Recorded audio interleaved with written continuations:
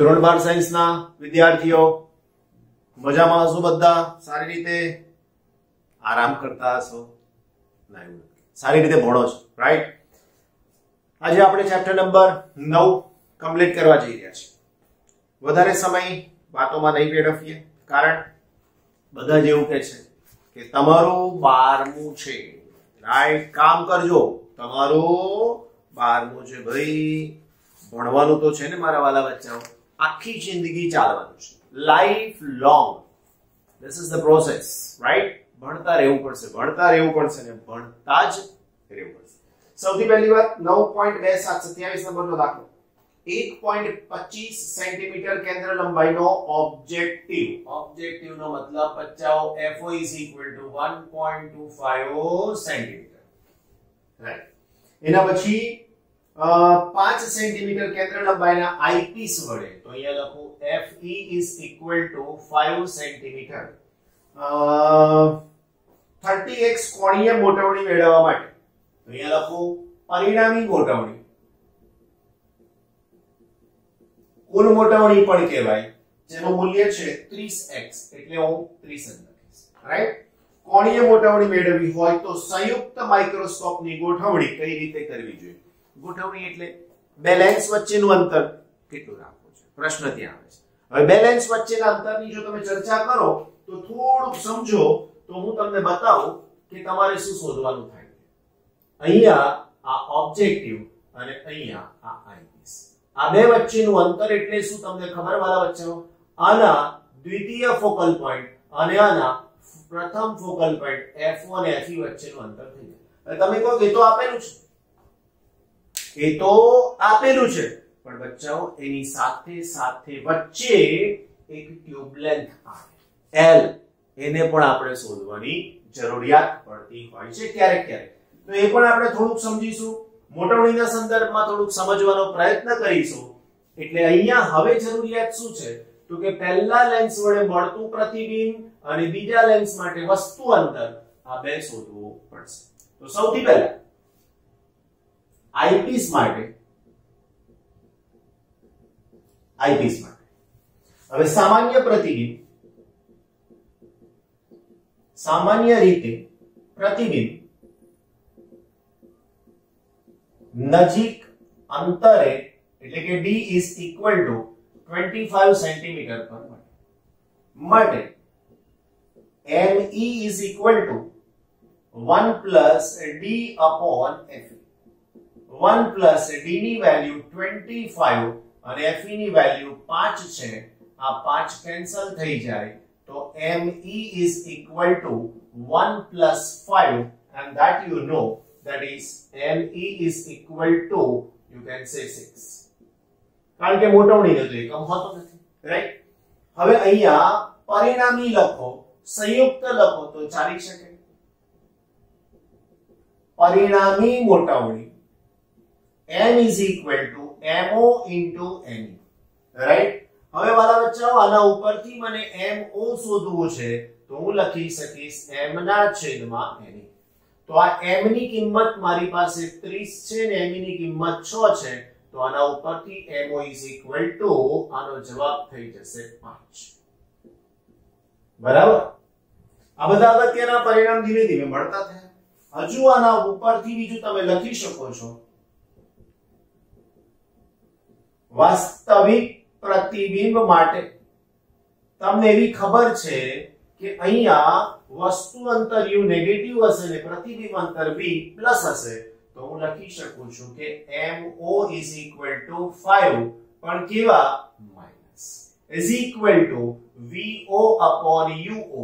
બસ વાલા બચ્ચાઓ, આના ઉપરથી મને VO is equal to -5 UO મળશે, રાઈટ? હવે લેન્સનું સૂત્ર વાપરીશ ઓબ્જેક્ટિવ માટે. લેન્સનું સૂત્ર ઓબ્જેક્ટિવ માટે લખતા, હવે એનો મતલબ મારી પાસે સૂત્રમાં 1 upon FO is equal to 1 upon VO minus 1 upon UO.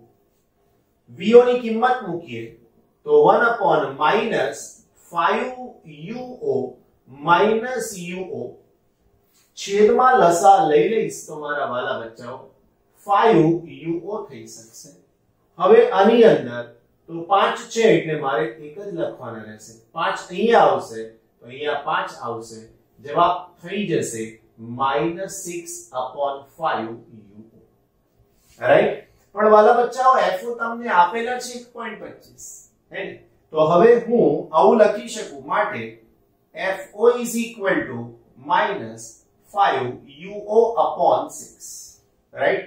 તો આના ઉપરથી જો તમે ડાયરેક્ટ UO નું સૂત્ર બનાવ્યું હોત તો એ ચાલતું હો વાલા મિત્રો, આની જરૂર નથી મને. તો હું ડાયરેક્ટ UO નું સૂત્ર બનાવ્યું તો UO અહીંયા આવશે અને પેલું ક્યાં જશે તો -6/5 into FO. ખ્યાલ UO ઉપર અને FO ત્યાં સોરી FO છેદમાં છે એટલે અંશમાં આવશે. ના વાલાઓ જરા કહો તો ખરા, ઊંધું લખાય જેવું 6/5 રાઈટ. અને આ ત્યાં જશે ને આ બાજુ એટલે અહીંયા આવશે -6/5. FO ની વેલ્યુ વાલા બચ્ચાઓ અહીંયા મને મળશે 1.25 રાઈટ. હવે 5 વડે તમે આને ભાગાકારમાં લઈ શકો છો તો 5 વડે ભાગાકારમાં લઈ અને આનો જવાબ મેળવવાની કોશિશ કરશો તો UO તમને આન્સર મળશે 1.5 સેન્ટીમીટર. અને પણ માઈનસ માટે આના ઉપરથી માટે પ્રતિબિંબ અંતર માટે ઓબ્જેક્ટિવ માટે પ્રતિબિંબ અંતર બરાબર VO -5UO -5 into -1.5. તો એનો આન્સર આવશે 7.5. તો આના ઉપરથી VO -7.5 સેન્ટીમીટર. ક્લિયર થયું ને? બસ હવે સેમ પ્રોસેસ મારે રિપીટ કરવાની આ આઈપીસ માટે. તો આઈપીસ માટે શું લખી શકીએ ધ્યાન રાખજો. હવે આઈપીસ માટે પ્રતિબિંબ અંતર વાલા બચ્ચાઓ ઓલરેડી લખીને આપ્યું છે જોજો 25 છે એટલે D VE 25 સેન્ટીમીટર. પ્લસ લેવા કે માઈનસ લેવા નક્કી કરી રાખજો. જે બાજુ વસ્તુ છે એ બાજુ જ એનું પ્રતિબિંબ એટલે માઈનસ રાઈટ.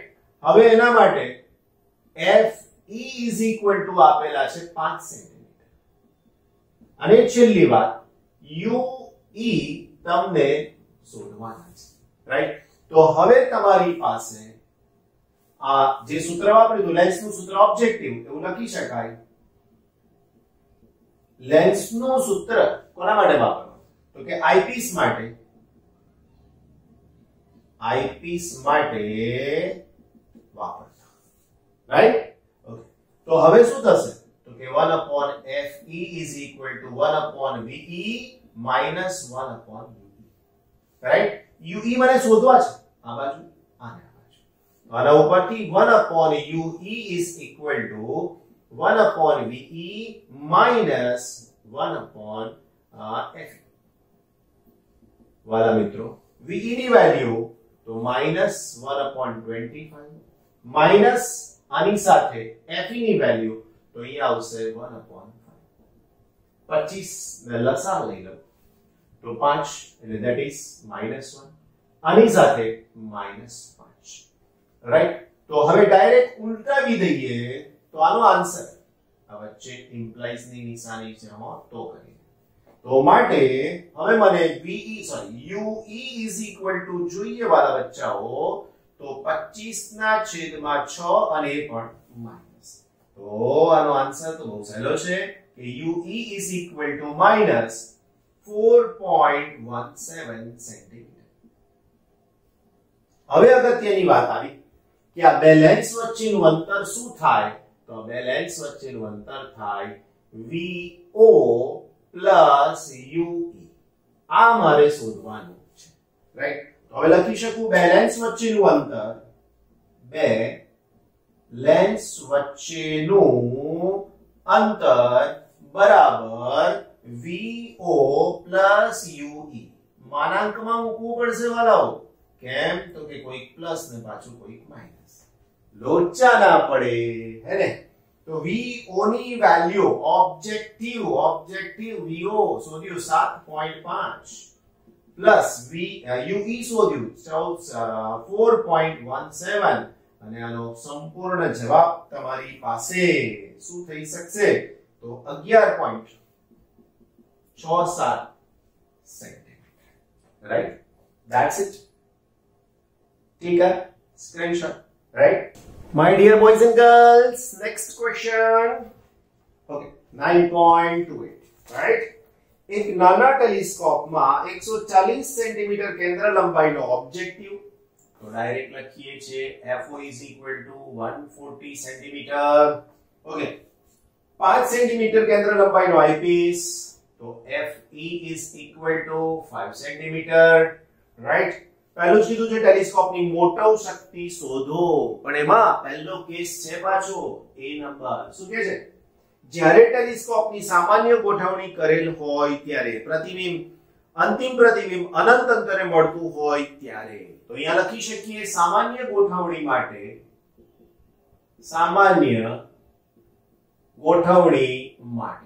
મોટવણી સામાન્ય ગોઠવણી માટે મોટવણી बराबर ने m is equal to FO upon FE 140 ना बिल्कुल छेद में पहुंच ने.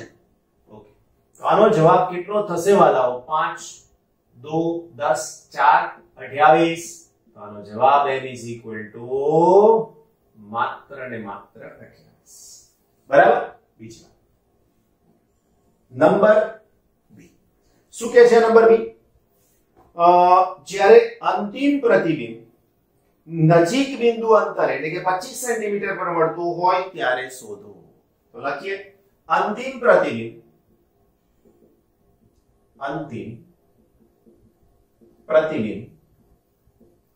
નજીક બિંદુએ મળે ત્યારે. અહીંયા થોડુંક ફોર્મ્યુલા બદલાશે મોટાવણીનો. બરાબર? તો મોટાવણી m is equal to mo into me લખો તો mo માટે તમે fo ના છેદમાં fe લખ્યું છે એવું નથી માનવાનું. તમારી પાસે કમ્બાઈન્ડ થયેલું સૂત્ર આવે છે fe ના છેદમાં d. આને તમારે પરફેક્ટલી યાદ કરવી લેવાનું, નહીં તો તમે આની સાબિતી શોધવા જશો પાછા તકલીફમાં મુકાશો. ઓકે, હવે FO ના છેદમાં FE એટલે એનો જવાબ 28 તમારી પાસે મોજૂદ છે. 1 પ્લસ FE એટલે 5 અને D એટલે 25 5. તો હવે તમારી પાસે 28 1 પ્લસ 1/5 5 નો લસા લઈશ તો 28 ગુણાકારમાં છેદમાં 5 અને 5 વત્તા 1. તો હવે તમને આનો આન્સર મળી જશે m ડેશ કહી દઈએ. હા, m dash is equal to 28 into 6 upon 5. જવાબ બિલકુલ તમારી જાતે. એક વાત નક્કી છે, એટલીસ્ટ 28 કરતા આ આન્સર થોડો વધારે હશે, કારણ 6 ના છેદમાં 5 એક કરતા મોટી કિંમત છે માટે. ઓકે, લઈ શકો છો તમારી જાતે સ્ક્રીનશોટ ને. नेक्स्ट क्वेश्चन बच्चा बैठी अपनी पास 9.29. શું પૂછ્યું છે? સ્વાધ્યાય 9.28 એટલે આંકડાનો દાખલો છે. માં દર્શાવેલ ટેલિસ્કોપ માટે ઓબ્જેક્ટિવ અને આઈપીસ વચ્ચેનું અંતર કેટલું હશે? રાઈટ? તો આગળના દાખલાની વાત કરો તો એમાં FO is equal to હતું 140 સેન્ટીમીટર, FE હતું મારી પાસે 5 સેન્ટીમીટર. તો પહેલા પ્રશ્નનો જવાબ થઈ જશે અહીંયા. શું પ્રશ્ન પૂછ્યો છે? ટેલિસ્કોપ માટે ઓબ્જેક્ટિવ અને આઈપીસ વચ્ચેનું ઓબ્જેક્ટિવ અને આઈપીસ વચ્ચેનું અંતર. રાઈટ? તો એ અંતરનો જવાબ થઈ શકશે મારી પાસે FO plus FE. બંનેનો સરવાળો કરું તો 140 વત્તા 5 એનો મતલબ 145 સેન્ટીમીટર, રાઈટ? બી શોધવાનો કીધો છે વાલા બચ્ચાઓ. બી ની કિંમત શું હોઈ શકે તે? તો બી માટે જો આ ટેલિસ્કોપનો 3 કિલોમીટર દૂર આવેલા 100 મીટર ઊંચાઈના ટાવરને જોવા માટે ઉપયોગ કરવામાં આવે તો ઓબ્જેક્ટિવ લેન્સ વડે રચાતા ટાવરના પ્રતિબિંબની ઊંચાઈ શોધો. નાની સરખી આકૃતિ એ એનો સંદર્ભ બનશે. એવું સમજો કે આ ટાવર 3 કિલોમીટર દૂર છે. 3 કિલોમીટરનો મતલબ 3000 મીટર. એની આ જે ઊંચાઈ છે એ છે 100 મીટર, રાઈટ? આની સાથેનો ખૂણો એટલે હું થીટા કહું, રાઈટ? તો 3 કિલોમીટર દૂર 100 મીટર ઊંચાઈના ટાવર માટે 3 કિલોમીટર દૂર 100 મીટર ઊંચાઈના ટાવર માટે tan alpha is equal to સામેની બાજુ ના છેદમાં પાસેની બાજુ પ્રમાણે 100 મીટર ના છેદમાં, જો આવું લખ્યું તો ખોટું પડી જશે કારણ 100 એ મીટર છે ને 3 એ કિલોમીટર છે. તો મારે અહીંયા લખવું પડશે 3000. આ બંને કેન્સલ તો 1/30. Condition tan alpha is equal to 1/30. જો આલ્ફા ખૂબ જ નાના હોય તો tan alpha is approximately equal to alpha. માટે alpha is equal to 1/30. પરિણામ નંબર 1. હવે ફિઝિક્સ નો કન્સેપ્ટ શીખવાનો. ઓબ્જેક્ટિવ વડે રચાતું પ્રતિબિંબ સમજજો બરાબર. આ ઓબ્જેક્ટિવ લેન્સ વસ્તુ અહીંયાથી 3 કિલોમીટર દૂર છે. અહીંયા એનું પ્રતિબિંબ તમને મળે છે. આ કિરણ જે આવશે તે વસ્તુમાંથી આવશે. આ ખૂણો થીટા હશે તો આ ખૂણો પણ થીટા થશે. આપણા કેસમાં આ ખૂણો આલ્ફા છે, રાઈટ? તો આ ખૂણો પણ આલ્ફા થાય. મારે શબ્દોમાં લખવું પડે ઓબ્જેક્ટિવ વડે ટાવર સાથે બનેલો ખૂણો બરાબર ઓબ્જેક્ટિવના પ્રતિબિંબે ઓબ્જેક્ટિવ સાથે બનાવેલ ખૂણો. ટાવરે ઓબ્જેક્ટિવ સાથે બનાવેલ કોણ આલ્ફા એ જ ઓબ્જેક્ટિવના અથવા તો ઓબ્જેક્ટિવ વડે રચાતા પ્રતિબિંબે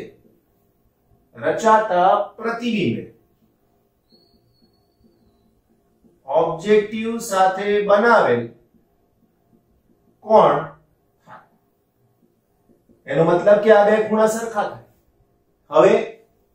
હવે આ અંતર થઈ જશે FO અને આ ઊંચાઈ થઈ જશે h કે જે મારે શોધવાની છે, રાઈટ? તો હવે આ કેસની અંદર મને જવાબ શું મળી શકશે? તો માટે આલ્ફા ઇઝ ઇક્વલ ટુ આની અંદર સામેની બાજુ એટલે કે h ના છેદમાં f, રાઈટ? હવે આ ઊંચાઈને h નથી કીધું, રાઈટ? આને હું h કહી રહ્યો છું. તો h ની જગ્યાએ મને શોધવાનું થશે એવું સમજજો. તો અહીંયા alpha is equal to h ના છેદમાં 140. સમીકરણ નંબર 2. હવે હું શું કરીશ તો કે સમીકરણ 1 અને 2 ને સરખાવીશ. સમીકરણ 1 અને 2 ને સરખાવ. તો અહીંયા લખીશ 1 ના છેદમાં h ના છેદમાં 140 બરાબર 1 ના છેદમાં 30. બચ્ચા party h is equal to 140 ના છેદમાં 30 કેન્સલ. 3 ગુણાકારમાં 4 એટલે 12, 20 એટલે 6. આવો જવાબ થઈ શકે. તો h is equal to 4.67 centimetre. આ h ઊંચાઈ મળી. ક્લિયર? હવે આના પછી ત્રીજો પ્રશ્ન પણ કદાચ હશે એવું લાગે છે. જોઈ લઈએ. યસ ઓબ્વિયસલી છે જ. જો ટાવરનું અંતિમ પ્રતિબિંબ 25 સેન્ટીમીટર અંતરે મેળવવામાં આવે તો પ્રતિબિંબની ઊંચાઈ શોધો. રાઈટ? તો એના માટે શું કરવું જોઈશે? તો હવે બચ્ચા પાર્ટી એના માટે ત્રીજો ભાગ આપણી પાસે. રાઈટ? બસ શોધી નાખીએ મારા વાલાઓ. તો તમને અહીંયા મળશે નંબર સી, બી. રાઈટ? અંતિમ પ્રતિબિંબ D is equal to 25 centimetre પર મળે તો મોટવણી, આઈપીસ ની મોટવણી M is equal to અથવા M is equal to 1 plus D upon FE. ME એટલે શું? તો ME નો જવાબ H dash ના છેદમાં H બરાબર 1 plus D upon FE. 1 plus D ની કિંમત 25, FE ઓલરેડી 5 છે, કેન્સલ થઈને 5, 1 plus 5 6. મને H dash જોઈએ છે માટે H dash is equal to 6 into H. તો આના ઉપરથી H dash is equal to 6 into H. H ની વેલ્યુ કેટલી શોધી આપણે? તો કે 4.67. વાલા બચ્ચાઓ 4.67 6 ગુણાકારમાં 4 24 સમથિંગ જે આન્સર મળશે એ તમને સેન્ટીમીટરમાં હશે. રાઈટ? આ જવાબ તમને ટાવરની ઊંચાઈ આપે છે. ગણતરી કેલ્ક્યુલેટર થી પરફેક્ટ કરવી એવું ધ્યાન રાખીને, બરાબર? ગણતરી પરફેક્ટ કરવી કેલ્ક્યુલેટરની મદદથી, કારણ કે જવાબમાં આપણી ભૂલ ના હોય. રાઈટ? એક સ્ક્રીનશોટ એકદમ સરસ મજાનો, મારો નહીં બોર્ડ. નેક્સ્ટ ક્વેશ્ચન આપણા માટે ઓહો સરસ પૂરો હે ને. Next question 9.30. એક કેસેગ્રેન ટેલિસ્કોપમાં આકૃતિ 9.30 માં બતાવ્યા પ્રમાણે 9.30 એટલે થિયરીમાં છે, બે અરીસાઓ વાપરવામાં આવે છે. આ ટેલિસ્કોપમાં અરીસાઓ એકબીજાથી 20 મિલીમીટર અંતરે છે. તો અહીંયા લખું બે અરીસા વચ્ચેનું અંતર, બે અરીસા વચ્ચેનું અંતર બરાબર 20 millimetre. It is equal to, my dear friends, 2 centimetre. એના પછી મોટા અરીસાની વક્રતા ત્રિજ્યા, મોટો અરીસો એટલે અંતર્ગોળ, અંતર્ગોળ અરીસાની વક્રતા ત્રિજ્યા બરાબર 220 centimetre. Right? Sorry, millimetre. is equal to 22 centimetre. માટે કેન્દ્ર લંબાઈ F1 is equal to R/2 અથવા R1/2. તો એનો જવાબ 22/2 બરાબર 11 સેન્ટીમીટર. કમ્પ્લીટ છે. નાના અરીસા માટે 140 સેન્ટીમીટર. અંતર્ગોળ, નાનો અરીસો એટલે બહિર્ગોળ. બહિર્ગોળ અરીસાની વક્રતા ત્રિજ્યા બરાબર R2 બરાબર 140 મિલીમીટર, 14 સેન્ટીમીટર. રાઈટ? માટે કેન્દ્ર લંબાઈ બરાબર F2 is equal to R2/2. તો is equal to 14/2. It is equal to 7 centimetre. Clear ને આટલું? ઓકે. હવે જે માહિતી છે આકૃતિને થોડીક સમજીએ તો આવું થઈ શકે. કેસેગ્રેન ટેલિસ્કોપ આવો બને. અહીંયા અંતર્ગોળ અરીસો રાખવામાં આવે, એની ઉપર આપાત થતા કિરણો, પ્રકાશના કિરણો સમાંતર રીતે આપાત થાય, પરાવર્તન પામી આ અક્ષ પરના અહીંયાના કોઈક બિંદુ પર કેન્દ્રિત થાય છે. રાઈટ? તો આ અંતર કેટલું હોઈ શકે વાલા મિત્રો? તો આ અંતર હોઈ શકે F1. અને મારે બે વાક્યમાં લખવાનું રહેશે. અનંત અંતરેથી અંતર્ગોળ અરીસા પર આપાત થતા પ્રકાશના કિરણો તે લેન્સ તે અરીસાના મુખ્ય કેન્દ્ર પર પ્રતિબિંબ રચે માટે તે F1 is equal to 11 centimetre પર મળે જે ઓકે બીજો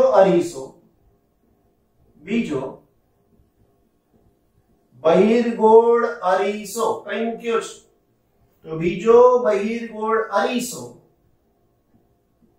2 સેન્ટીમીટર અંતરે છે માટે તે અરીસા માટે તે એટલે બહિર્ગોળ અરીસા માટે વસ્તુ અંતર u is equal to 11 minus 2 મળવું જોઈએ અહીંયા વચ્ચે આવી ગયો આ એનો મતલબ 9 સેન્ટીમીટર રાઈટ હવે બહિર્ગોળ અરીસા માટે1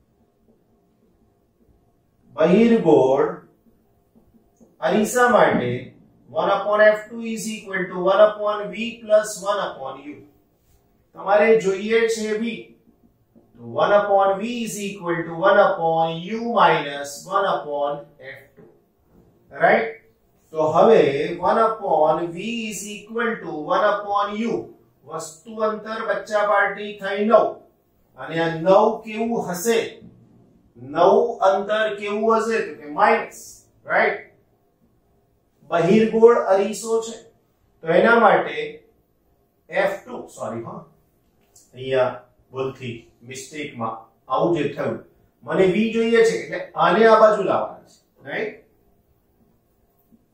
તો આને હું આમ લાવીશ તો is equal to 1 upon f2 minus 1 upon u થશે તો 1 upon f2 એટલે આના માટે 7 તો 1 upon 7 minus વસ્તુ અંતર આપણને ખબર છે એ પ્રમાણે 1 upon 9 સેન્ટીમીટર આ બાસી છે અંદર મળ્યું છે રાઈટ તો હવે તમારી માટે 9 minus 7 divided by 7 into 9 તો આનો આન્સર થઈ જશે 2 divided by 63 માટે v is equal to 63 by 2 whatever the answer it is in centimeter તો હવે આ બહિર્ગોળ અરીસો ક્યાં હોય ખબર તમને આનાથી એક્ઝેક્ટલી 2 સેન્ટીમીટર એટલે આવું વિચારી છે તો બચ્ચા પાર્ટી આ બહિર્ગોળ અરીસો થઈ ગયો હવે એમાંથી જે પ્રકાશના કિરણો આવવાના એ અહીંયાથી આમ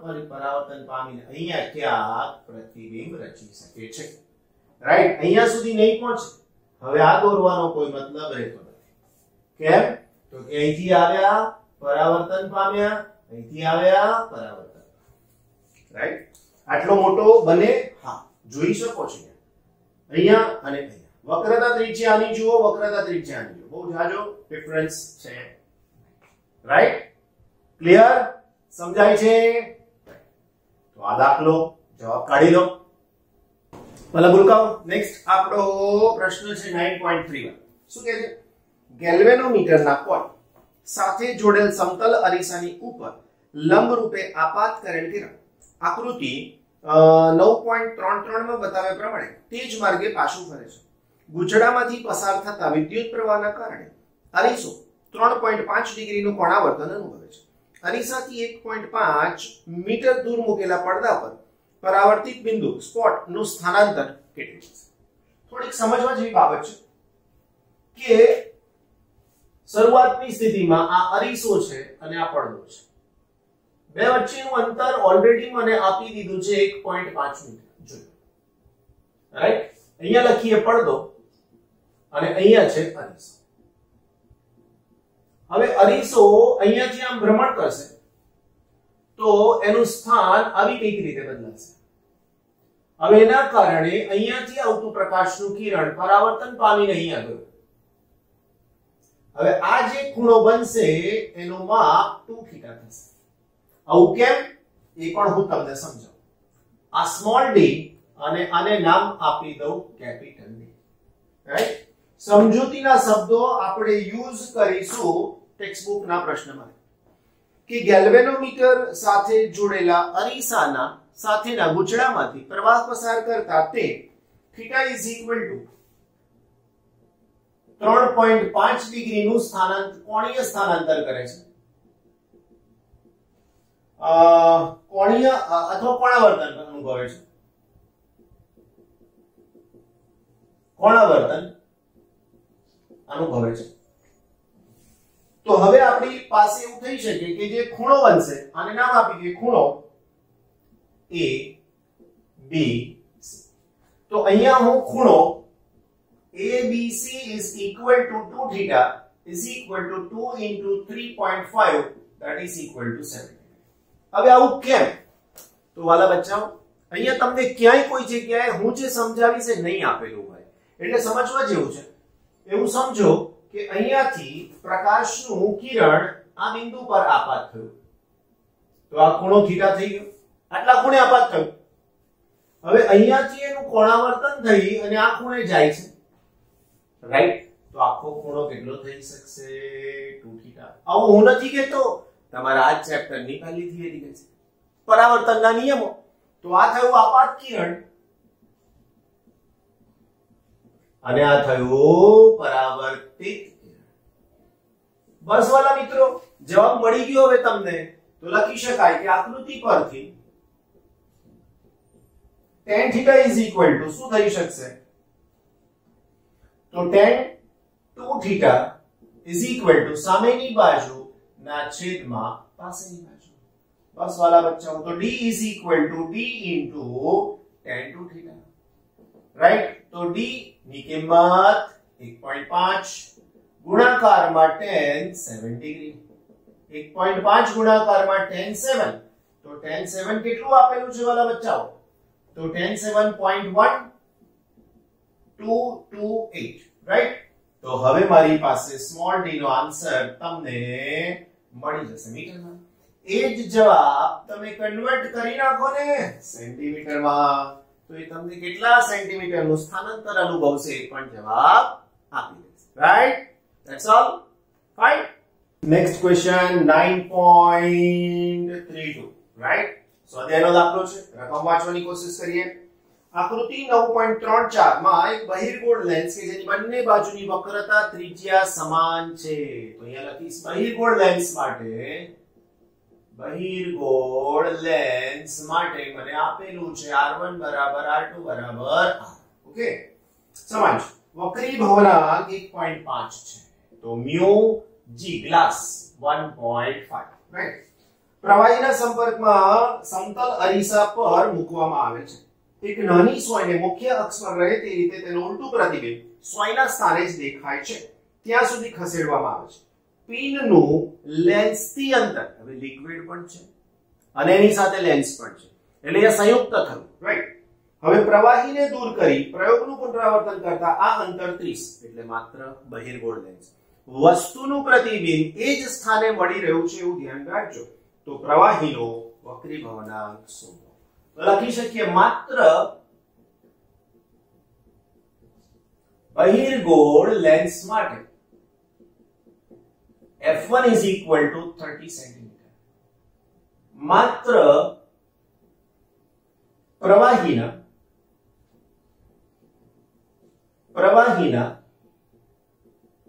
સમતલ અંતર્ગોળ લેન્સ માટે f2 શોધવાના છે.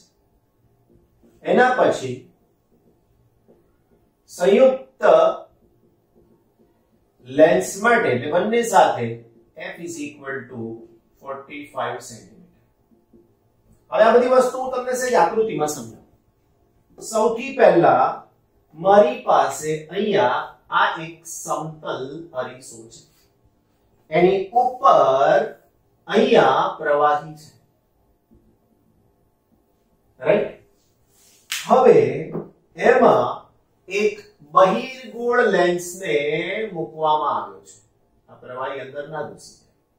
આવો બહિર્ગોળ લેન્સ. રાઈટ? હવેની પરિસ્થિતિ જે કિરણાવલી છે તેનો વાત કરું તો આના સંદર્ભમાં બધી સમજૂતી છે. સૌથી પહેલા આ સેન્ટરની વાત કરીએ તો અહીંથી આવી રીતના સમજાવી શકાશે, જે અહીંયા P અને એનું પ્રતિબિંબ P' પાસે. એનો મતલબ કે અહીંયાથી જે દિશામાં ગયું એ જ દિશામાં તે પાછું આવ્યું. અહીંયાથી જે દિશામાં ગયું અને એની એ જ દિશામાં વક્રીભવન પામ્યું, અહીંયાથી ફરીથી પાછું વક્રીભવન પામ્યું અને અહીંયાથી ફરીથી પાછું. પરંતુ આ Q પાસેની જો હું વાત કરું તો અહીંયાથી આવતું પ્રકાશનું કિરણ સ્ટ્રેટ, અહીંયાથી સહેજ વક્રીભવન, અહીંયાથી ફરીથી પાછું વક્રીભવન પામી, રાઈટ, આવી રીતના, અને એનું પ્રતિબિંબ રચશે અહીંયાથી, રાઈટ, અહીંયાથી, રાઈટ, અને અહીંયાથી આવી રીતના Q' પાસે. ક્લિયર? હવે માહિતી તો મળી ગઈ. સૌથી પહેલા હું સંયુક્ત લેન્સ માટે લખી શકું એમ છું તો કે સંયુક્ત લેન્સ માટે 1/f is equal to 1/f1 plus 1/f2. બચ્ચા પાર્ટી મને f2 જોઈએ છે તો 1/f minus 1/f1. તો 1/f2 is equal to 1/f નો મતલબ 1/45 minus 1/30. 30 અહીંયા 45 તો 30 ઓછા 45 ના છેદમાં 30 ગુણાકારમાં 45 માઈનસ 15 ગુણાકારમાં 30 ગુણાકારમાં 45, 15 દુ 30 થાય. માટે f2 is equal to આ ઉપર જશે તો f2 is equal to minus 90 centimetre. એનો મતલબ કે સમતલ અંતર્ગોળ લેન્સ માટે શેનો બને છે આ લેન્સ? પ્રવાહીનો. તો પ્રવાહીના સમતલ અંતર્ગોળ જોઈ શકો છો. આ ભાગ હવે અંતર્ગોળ થઈ ગયો. શેનો? પ્રવાહીનો. કાચનો વિચારું તો બહિર્ગોળ થઈ ગયો, રાઈટ? હવે આટલી સમજૂતી બાદ મારા વાલા મિત્રો મને શું શોધવાનું છે? તો વક્રતા ત્રિજ્યા. શેની? બહિર્ગોળ લેન્સ. તો હવે ધ્યાન રાખજો, બહિર્ગોળ લેન્સ માટે લેન્સ મેકર્સના સૂત્ર પરથી 1/f is equal to mu minus 1 into 1/r1 minus 1/r2. પરંતુ r1 is equal to r2 is equal to તો r છે. તો અહીંયા r1 બરાબર r લખીશ અને r2 બરાબર માઈનસ. આવું કેમ? તો એ પણ સમજાવું. અહીંથી આવે તો બહિર્ગોળ સપાટી, આ નીચેની સપાટી અંતર્ગોળ, એની વક્રતા ત્રિજ્યા માઈનસ થાય એટલા માટે આ ઋણ નિશાની મૂકી છે. સાંભળવું પડે બરાબર, નહીં તો પરીક્ષામાં આ જોઈ લીધું ઉલટું થઈ જશે, રાઈટ? તો હવે કિંમત મૂકીશું તો 1/f એટલે આપણી પાસે 30 તો f1 બે તો 1/30 is equal to 1.5 minus 1 1/r minus આના minus બીજા આવશે minus 1/r, રાઈટ? તો આનો જવાબ 0.5 into 1/r plus 1/r. तो 1/30 is equal to 0.5 into 2/r. बच्चा पार्टी r को इधर 30 को इधर, तो आना ऊपर थी r is equal to 0.5 into 2 into 30 माटे r is equal to 30 metre अला सेंटीमीटर जवाय, राइट? सेम वस्तु रिपीट करीश हूं अंतर्गोळ समतल लेंस માટે. તો લખું છું, ધ્યાન રાખજો, પ્રવાહીના બનેલા સમતલ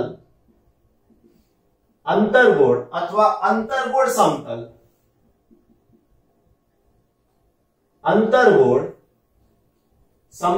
અંતર્ગોળ લેન્સ માટે, રાઈટ? હવે સૂત્ર જે લખવાનું છે એની વાત કરી લઈએ વાલા બાળકો.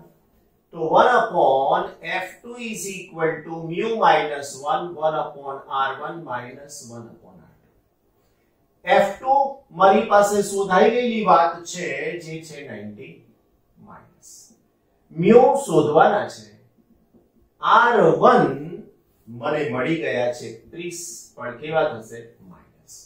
અને R2 ની કિંમત વાલા બચ્ચાઓ કેટલી થઈ જશે તો કે ઇન્ફાઇનાઇટ. કેમ તો કે સમતલ સપાટી સમતલ એટલા માટે.